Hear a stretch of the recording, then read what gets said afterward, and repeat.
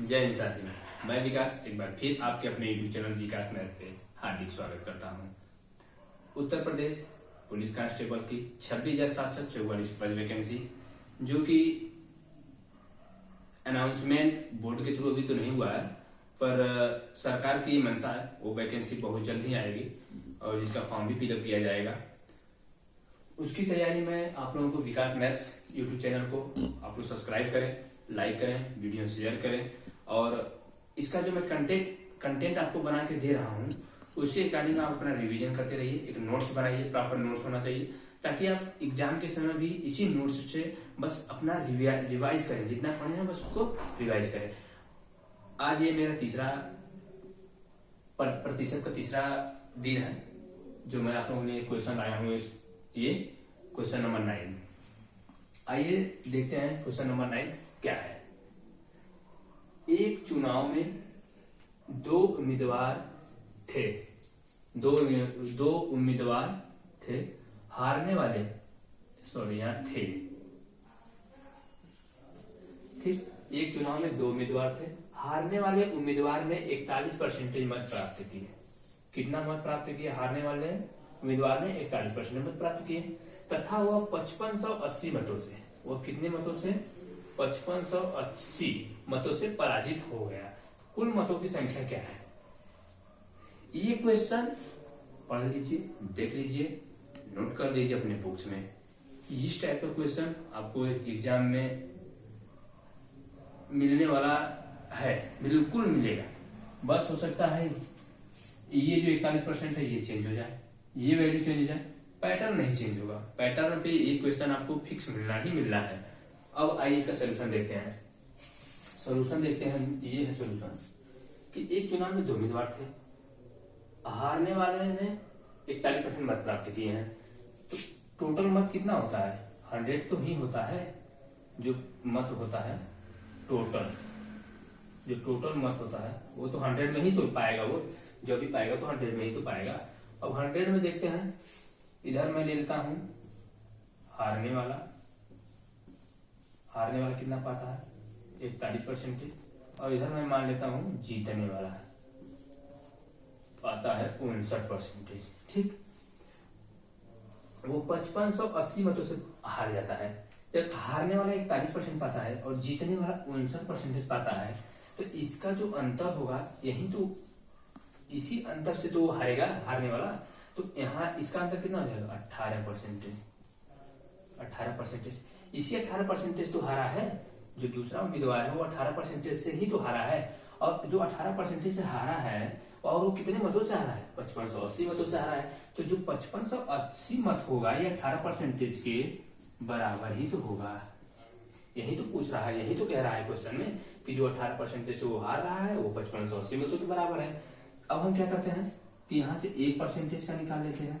1% का निकालेंगे तो ये आ जाएगा 5580 बटे के 18। अब पूछ रहा है कि कुल मतों की संख्या इंटू 100 कर दीजिए, क्योंकि कुल मत हमारा कितना है? 100 ही तो है। अब इसको आप काट दीजिए, इसको 18 दिया 54, 1 बचा 18, 1 0। ये आ जाएगा आपका 31,000। ये आ जाएगा आपका 31,000। ये क्या है आपका? कुल मत। ये है आपका आंसर। अब एक बार फिर मैं बता दे रहा हूँ, 100 टोटल होता है, ये टोटल मत होता है। 100 में से 41% हारने वाला, 59% जीतने वाला पाया है। और इसका जो अंतर होगा इसी से तो हारेगा हारने वाला, तो 18% से हारा है। और 18% जो हारा है वो कितने मत के बराबर है? 5580 मतों के, क्योंकि क्वेश्चन नहीं दिया है तो इसके बराबर कर देंगे। फिर यहाँ से 1% निकाल देंगे, फिर हम 18 से डिवाइड कर देंगे, 18 से डिवाइड कर देंगे क्योंकि 18%, फिर इंटू 100 कर देंगे, तुम्हारा कुल मत यहाँ निकल जाएगा 31,000। ये अगला क्वेश्चन आप लोगों के लिए क्वेश्चन नंबर 10। उसी बेसिस पे ये भी क्वेश्चन है, मत पे जो उम्मीदवारों के लिए होता है। इस टाइप का मैं दो क्वेश्चन आपको बता दिया, एक 9वां क्वेश्चन नंबर 9 बताया और एक क्वेश्चन नंबर 10वां है। क्या है क्वेश्चन में? एक चुनाव में दो उम्मीदवार थे, एक उम्मीदवार ने कुल वैध मतों के 55% मत प्राप्त किए तथा 20% मत अवैध घोषित कर दिए। 20% मत कितना हो गया? अवैध घोषित हो गया। ये अवैध घोषित कर दिए गए यदि कुल मतों की संख्या 7500 है। दूसरे उम्मीदवार ने कुल कितने वैध मत प्राप्त किए। ये आपसे क्वेश्चन पूछ रहा है कि दूसरे उम्मीदवार ने कुल कितने वैध मत प्राप्त किए। अब देखिए क्वेश्चन किस तरीके से सॉल्व होगा। कह रहा है कि टोटल जो मत है वो 7500 है। मैं लिख लिया 7500। कह रहा है कि 20% मत अवैध है। मैं इसका 20% निकाल लेता हूँ। 20% निकालूंगा, क्या करूंगा 20/100। ये काट दीजिए, ये काट दीजिए। 75 गुना के 150, ये आ जाएगा आपका 1500। ये हो जाएगा आपका अवैध मत, ये हो जाएगा आपका अवैध मत। ये हम से इससे कोई मतलब नहीं है। अब वैध मत कितना बचा है वो देखना है।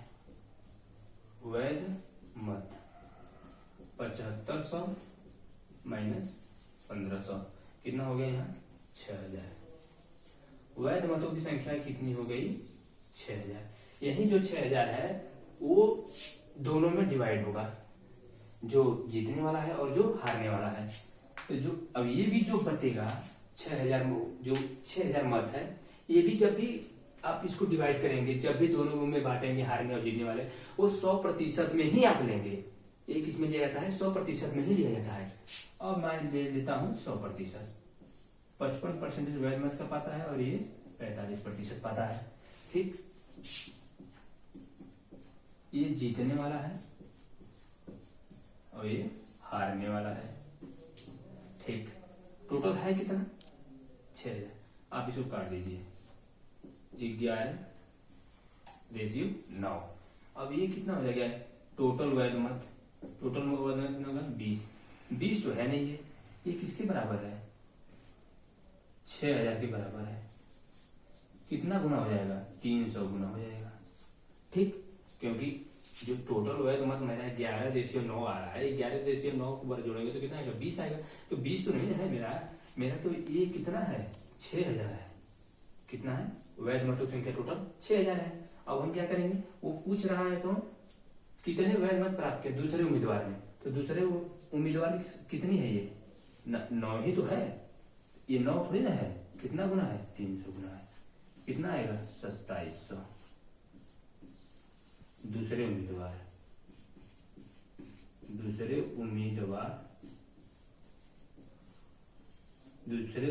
को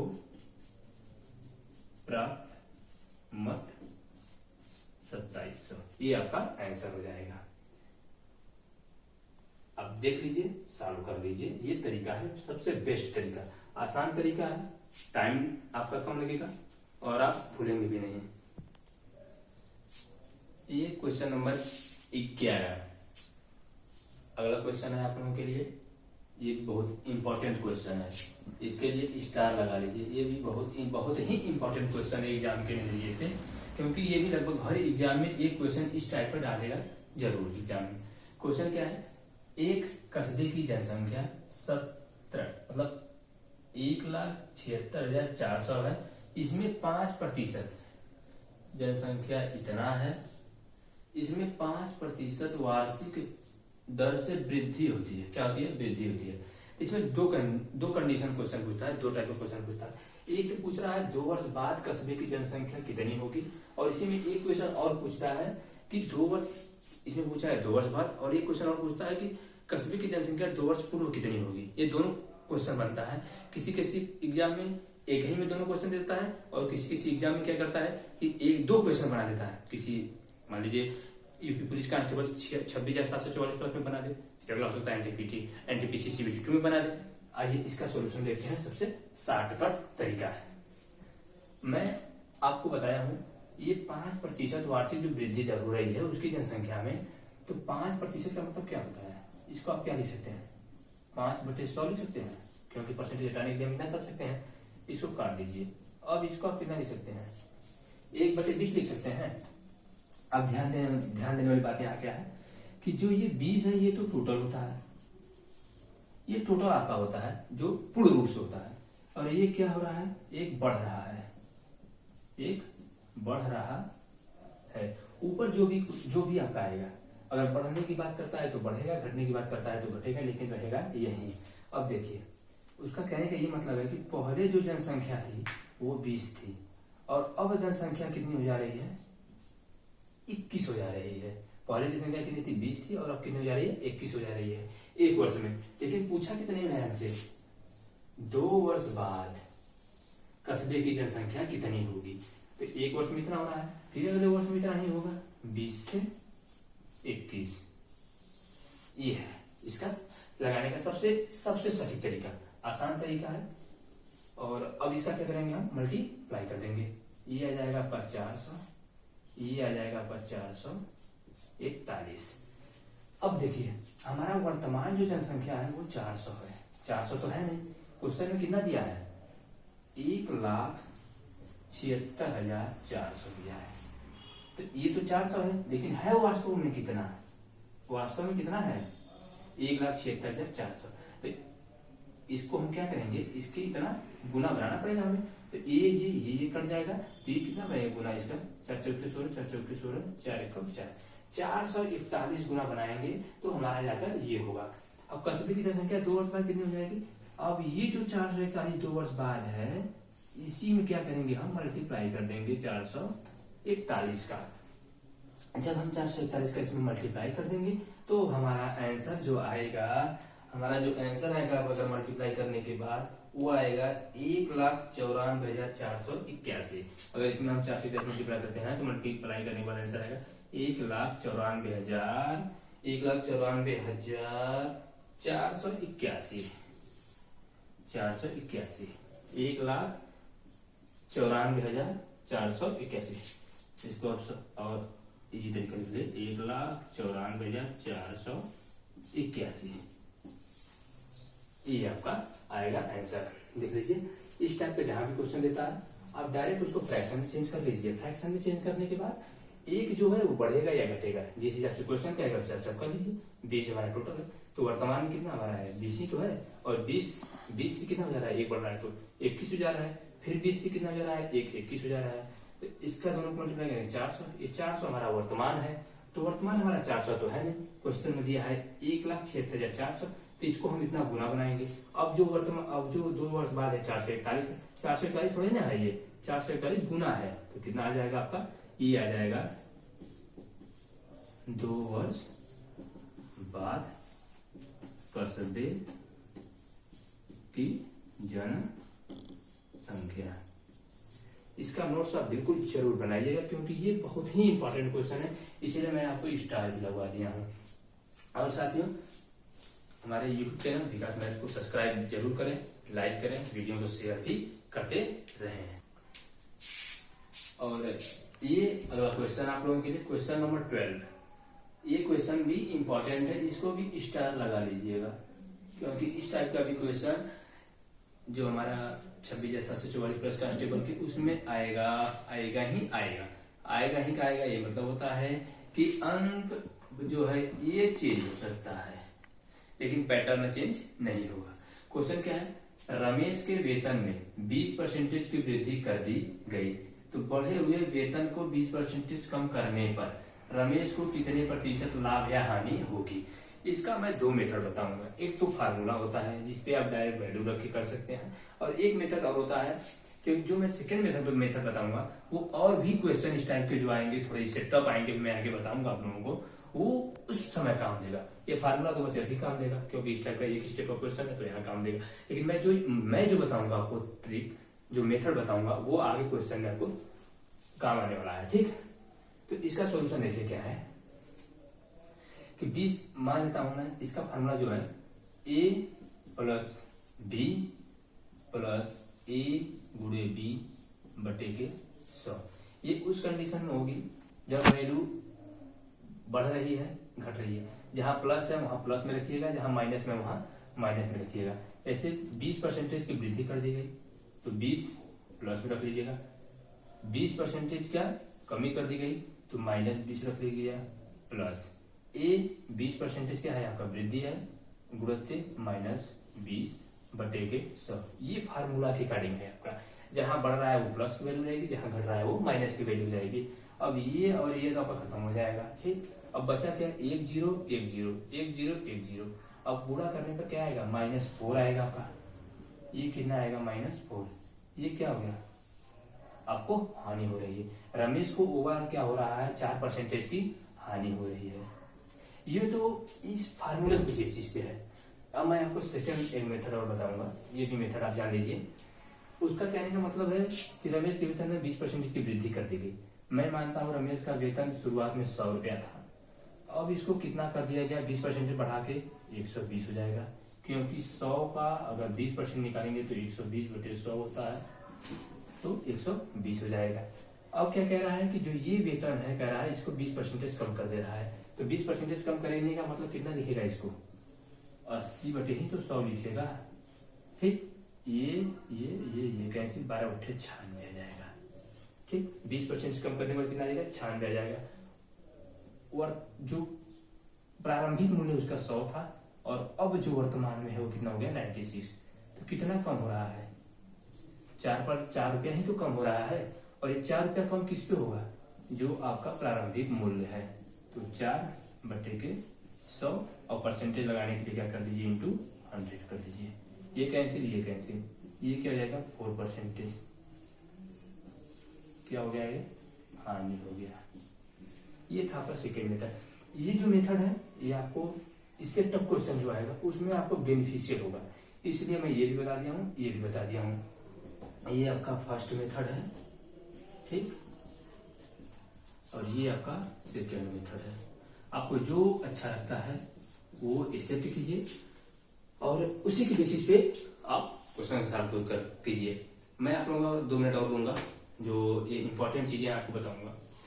कि हमें लगता है कि वैकेंसी अभी 1 महीने बाद आएगी, वैकेंसी 2 महीने बाद आएगी, वैकेंसी 4 महीने बाद आएगी, हम अभी नहीं पढ़ेंगे, हम 2 महीने बाद पढ़ना स्टार्ट करेंगे।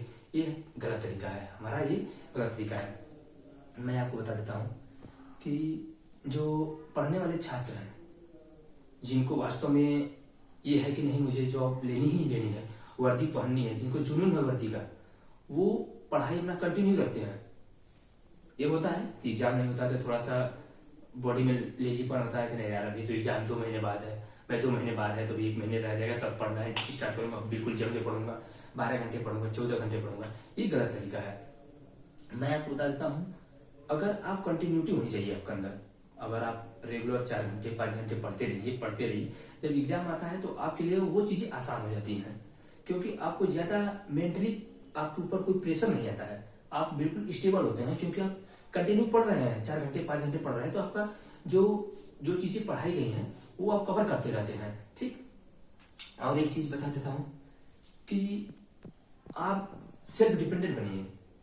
आप अपने माता पिता को आप ये लगता है कि हम नहीं पढ़ेंगे, हम मेरे माता पिता नहीं देख रहे हैं, तो आप ये उनको धोखा नहीं दे रहे हैं, आप इस सेल्फ को धोखा दे रहे हैं। क्योंकि नौकरी करेंगे आप अपने लिए, माता पिता तो आपके एक मोहरा है जो आपको हर एक चीज प्रोवाइड करते हैं, आप जो बताते हैं, लेकिन आपकी जिम्मेदारी होती है कि आप किस तरीके से तैयारी कर रहे हैं, किस कोचिंग से तैयारी कर रहे हैं, और आप रूम पे कितना टाइम दे रहे हैं, ये आप पे निर्भर करता है।